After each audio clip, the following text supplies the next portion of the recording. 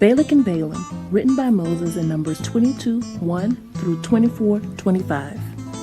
The Israelites set up camp in the plains of Moab, east of the Jordan and opposite of Jericho. When the king of Moab, Balak, heard what the Israelites had done to the Amorites and how many Israelites there were, he and all his people became terrified. So King Balaam sent messengers to summon Balaam. They brought him this message: I want you to know that a whole nation has come from Egypt.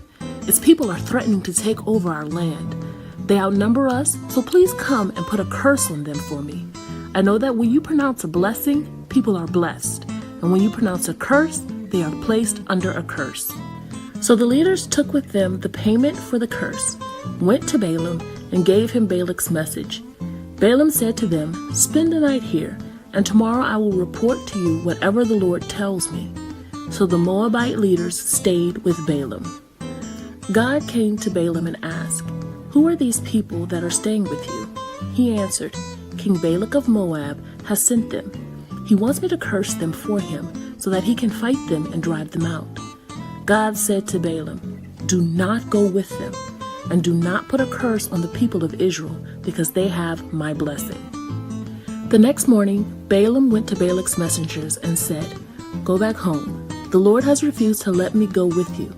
So they returned to Balak and told him that Balaam had refused to come with them. Then Balak sent a larger number of leaders who were more important than the first. They went to Balaam and gave him this message from Balak: please don't let anything prevent you from coming to me.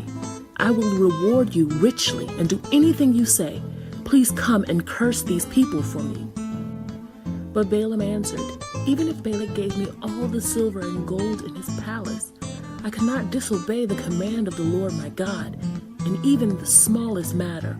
But please spend the night, as the others did, so that I may learn whether or not the Lord has something else to tell me. That night God came to Balaam and said, if these men have come to ask you to go with them, get ready and go, but do only what I tell you. So the next morning, Balaam saddled his donkey and went with the Moabite leaders. God was angry with Balaam, and as Balaam was riding along on his donkey, accompanied by his two servants, the angel of the Lord stood in the road to bar his way. When the donkey saw the angel standing there holding a sword, it left the road and turned into the fields. Balaam beat the donkey and brought it back onto the road.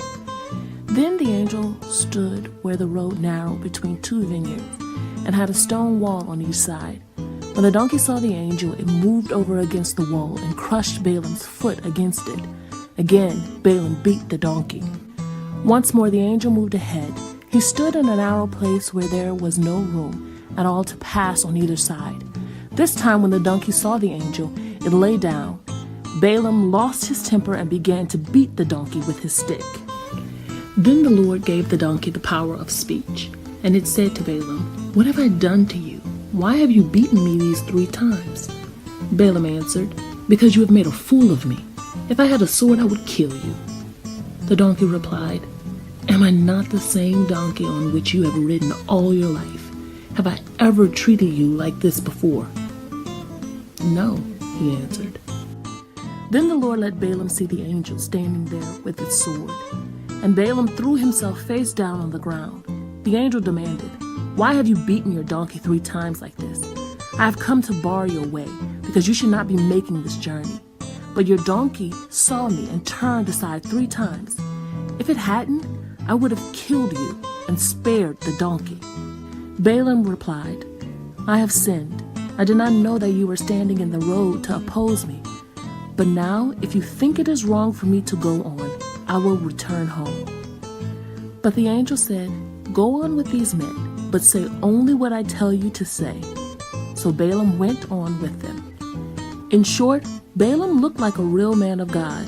He took the time to ask God what to do, and he listened when God instructed him not to go with Balak's men. But his main motive was wealth. He was so eager, despite the danger, to get the reward from Balak, and that angered God. God does not approve of everything he allows. Regret comes to those who persist in their path of sin, for it is the road to destruction.